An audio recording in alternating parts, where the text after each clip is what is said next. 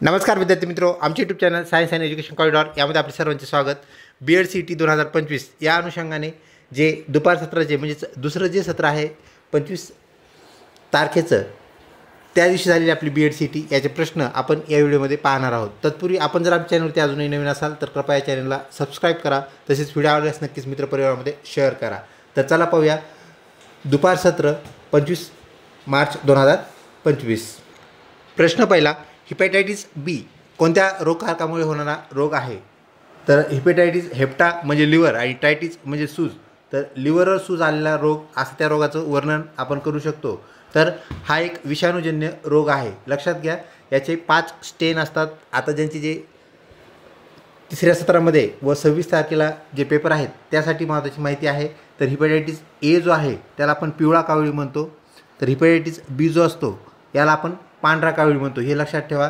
तर सगळे जे कावीळ आहेत ते विषाणूजन्य आहेत। 5 त्याचे प्रकार आहेत, हिपॅटायटिस ए, हिपॅटायटिस बी, हिपॅटायटिस सी, डी आणि ई।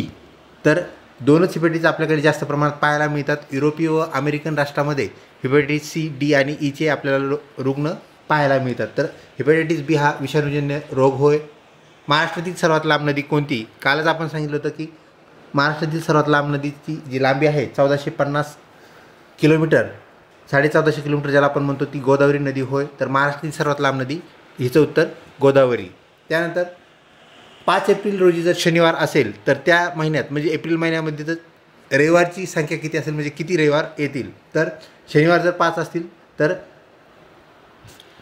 शनिवार 5 तारखेला जर आलेला असेल, म्हणजेच 5 एप्रिलला जर शनिवार आलेला असेल तर शनिवारसुद्धा 4च असतील।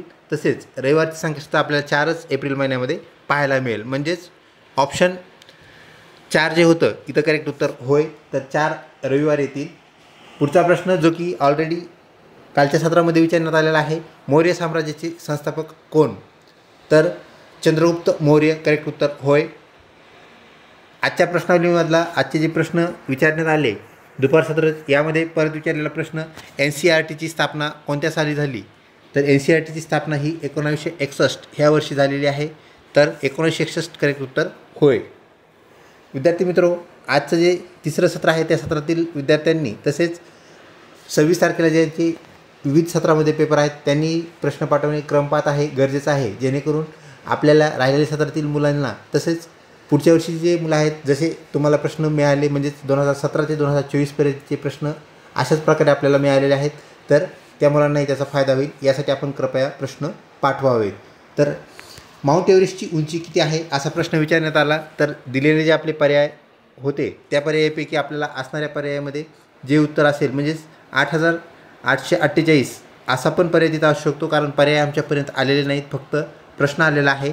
तर त्याचं उत्तर 8848 असंही असू शकतं किंवा 8849 असंही असू शकतं, कारण शेवटी जर मीटरमध्ये आपल्याला झालेला पाहायला मिळतो। तर हे पुढची संख्यासुद्धा डेसिबलमध्ये जर घेतली तर ती 8849 मीटर असंही आपल्याला उत्तर आलेलं पाहायला मिळेल, म्हणजेच पर्यायानुसार ते उत्तर ठरेल। पुढचा प्रश्न, 1857 उठावाचे आपल्याला कारण सांगायचं आहे, तर विविध कारणे होते, ह्याचं उत्तरसुद्धा पर्यायानुसारच आपल्याला निवडावं लागेल। तर शिपायांनी केलेलं बंड तसेच सामाजिक राजकीय ज्या बाबी होत्या हेही कारणे आपल्याला 1857 उठावाचे पाहायला मिळतात। तर ॲक्युरेट उत्तर आपल्याला 4ही पर्याय समोर असल्यानंतर सांगता येईल। तर उपरोक्त प्रश्नाचं उत्तर त्याप्रमाणे आपण गृहीत धरावे। तसेच टेनिस चाहते, फुटबॉल खेळाडू आणि विद्यार्थी अशी एक वेन डायग्राम आली होती, वेन आकृती आली होती असं विद्यार्थ्यांनी कळवलं आहे।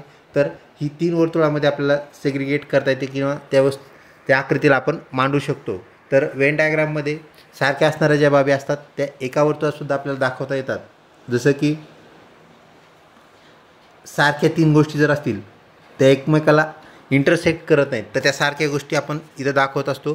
तर इथं ह्या वेगवेगळ्या गोष्टी आहेत हे लक्षात घ्या, म्हणजे दिलेल्या पर्यायामध्ये आपल्याला अशा प्रकारचं जर वर्तुळ आलं असेल ते आपलं करेक्ट उत्तर होय, कारण यामध्ये काही टेनिस चाहते जे आहेत ते फुटबॉलचे खेळाडू असू शकतात, काही विद्यार्थी जे आहेत तर ते फुटबॉलचे खेळाडू असू शकतात। यामुळे इंटरसेक्ट करणारी आकृती दिलेल्या पर्यायामध्ये जी आकृत्या तिथं असतील त्यानुसार आपल्याला ते उत्तर सांगता येईल। नुसार प्रश्न आल्यामुळे त्याचं करेक्ट उत्तर त्या प्रकारे आपल्याला शोधावं लागेल। सत्यशोधक समाजाची स्थापना कोणी केली? तर आपण अनेक वेळे विविध प्रश्नावलीमध्ये घेतलेला हा प्रश्न, तर महात्मा फुले यांनी सत्यशोधक समाजाची स्थापना केलेली आहे हे आपल्याला ज्ञात आहे. व्हिडिओ आवडत असल्यास नक्कीच लाईक करा, तसेच मित्रपरिवारामध्ये शेअर करण्यास काहीच हरकत नाही.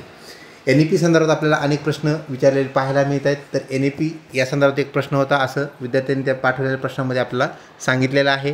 त्यानंतर 15 मिनिटात किती सेकंद असतात, तर 15 मिनिटामध्ये आपल्याला सर्वप्रथम एका मिनिटात असणारे जे सेकंद आहेत ते म्हणजे 60 सेकंद.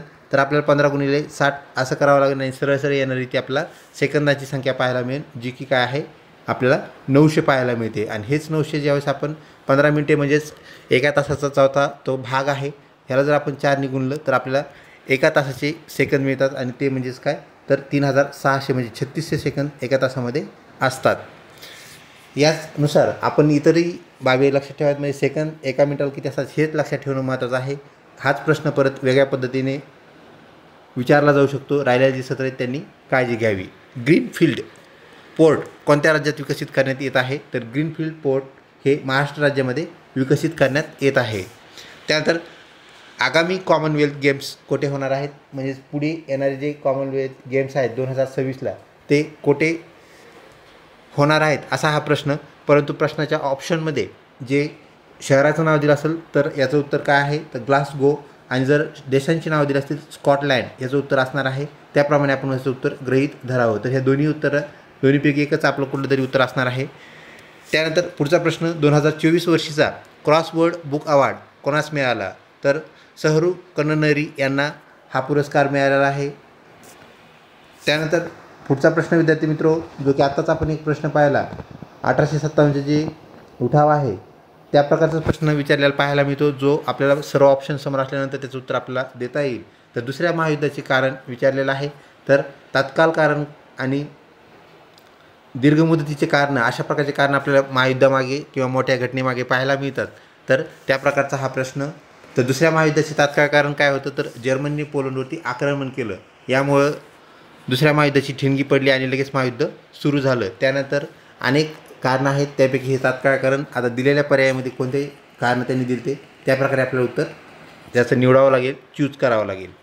महाराष्ट्रातील सर्वात उंच शिखर कोणते, आजच्या दुसऱ्या सत्रामध्ये विचारण्यात आलेला प्रश्न, त्याचं उत्तर आहे कळसुबाई. तर कळसुबाई हे महाराष्ट्रातील सर्वात उंच शिखर होय. त्यानंतर आज सोमवार असल्यास 100 दिवसांनी कोणता वार येईल, तर आज जर सोमवार असेल तर 100 दिवसानंतर कोणता वार येईल असा हा प्रश्न, तर तो येईल बुधवार.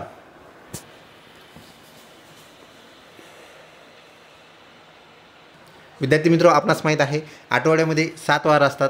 तर 100 दिवसानंतर त्यांनी विचारलेलं आहे, म्हणून आपल्याला काय करावं लागेल, तर 100 भागिले 7 ज्याचं उत्तर आपल्याला 14.28 असं आलेलं पाहायला मिळतं पैकी. तर आपल्याला 14.2 आपण जर गृहीत धरलं तर 14 आठवडे आणि 2 दिवस असं येईल. तर आपण सोमवारनंतर काउंट केल्यानंतर आपल्याला 2 दिवस म्हणजेच मंगळवार आणि बुधवार, सोमवारचा तिसरा दिवस आपण म्हणूया त्याला मध्ये एक सोडावं लागेल आणि बुधवार आपल्याला 2 दिवसानंतर आलेलं पाहायला मिळतो, म्हणजेच बुधवार आपलं करेक्ट उत्तर होय. पुढचा प्रश्न, 1 जानेवारी 2006ला रविवार होता, तर 1 जानेवारी 2010ला कोणता वार येईल, तर तो येईल शुक्रवार. म्हणजे होता कोणता 1 जानेवारीला, 1 जानेवारी 2006ला रविवार होता, शुक्रवार येईल. कसा येईल तो, तर साधारण जे वर्ष असतात म्हणजे लीप इयर नसलेले वर्ष, तर हे जे आहेत 365 दिवसांचे असतात. आणि त्यानंतर त्या 365 दिवसानंतर एक दिवस वार पुढे ढकलतो. म्हणजे यावेळेस जर सोमवार असेल तर पुढच्या वर्षी आपल्याला मंगळवार त्या तारखेला आलेला पाहायला मिळतो. तर लीप इयर जर आलं तर वार काय होतो 2 दिवसांनी पुढे ढकलतो. म्हणजेच काय होईल, तर रविवारनंतर आपल्याला 3 सामान्य वर्ष जातील आणि चौथं एक लीप इयर जाईल. म्हणजे 3 सामान्य वर्षाचे आपल्याला 3 दिवस वाढ पुढं गेलेलं पाहायला भेटेल आणि लीप इयरमुळे 2 दिवस वाढ पुढं जातो. म्हणजेच 5 दिवसांनी आपल्याला पुढं घ्यावं लागेल. म्हणजेच आपलं जे उत्तर आहे ते रविवारपासून शुक्रवार झालेलं आपल्याला पाहायला मिळतं. त्यानंतर मागील ऑलिम्पिक खेळात सर्वात जास्त पदक मिळवणारा देश कोणता, तर अमेरिका या देशाने सर्वाधिक म्हणजेच जास्तीत जास्त पदके मिळवले आहेत. तर ऑप्शन अमेरिका हे करेक्ट उत्तर होय. पुढचा प्रश्न, लोकसेवा आयोगाची स्थापना केव्हा झाली, वर्ष सांगायचं आहे. 1926 वर्षी लोकसेवा आयोगाची स्थापना झाली.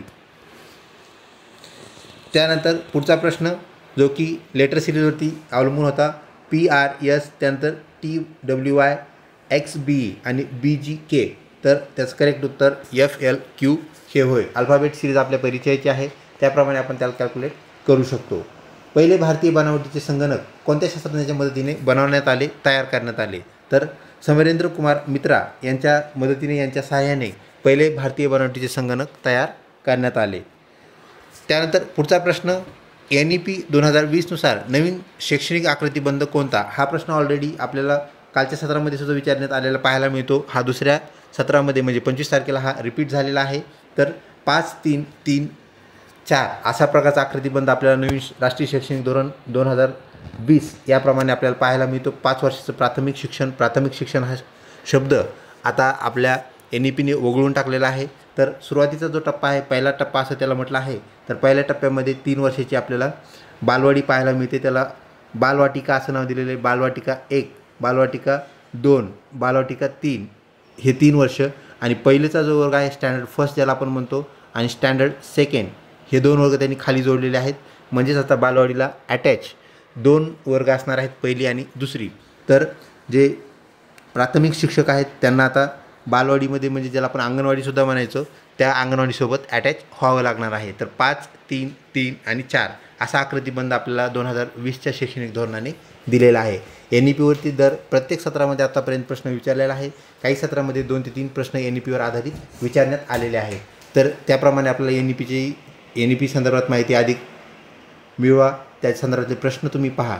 आणि विद्यार्थी मित्रो, आपल्याला जे प्रश्न आपल्या ज्या सत्रात होतील नक्कीच आम्हाला प्रश्न कळवा, जेणेकरून आपल्या विद्यार्थी बंधू भगिनींना आता 3च सत्र उद्याचे राहिलेले आहेत, त्यांना त्याचा फायदा होईल. तसेच पुढच्या वर्षी जे आपले विद्यार्थी आहेत त्यांनाही नक्कीच फायदा झाल्याशिवाय राहणार नाही. लवकरच भेटूया आपल्या पुढच्या महत्त्वपूर्ण व्हिडिओमध्ये. तोपर्यंत धन्यवाद.